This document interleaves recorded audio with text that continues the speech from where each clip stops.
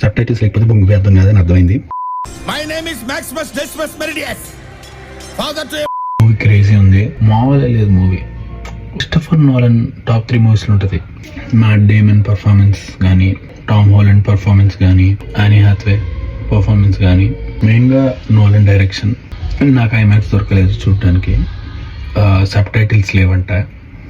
So subtitles ఉన్న screen చూసుకొని వెళ్ళినాము. కొంచెం అర్థమైంది, ఎందుకంటే నాకు అసలు గ్రీక్ మిథాలజీ తెలియదు.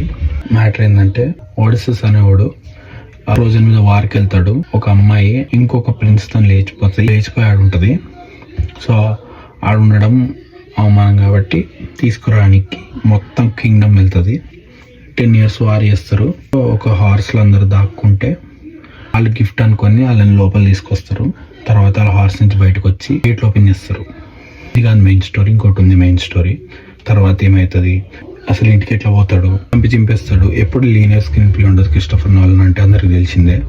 నాన్ లీనియర్ స్క్రీన్ ప్లేలో ఏం జరిగింది, ఎట్లా ఇంటికి వచ్చిండు, ఇంటికి వచ్చినాక ఏమైంది, ఇవన్నీ చూపిస్తారు క్రిస్టోఫర్ నోలన్. క్రేజీ ఉంది.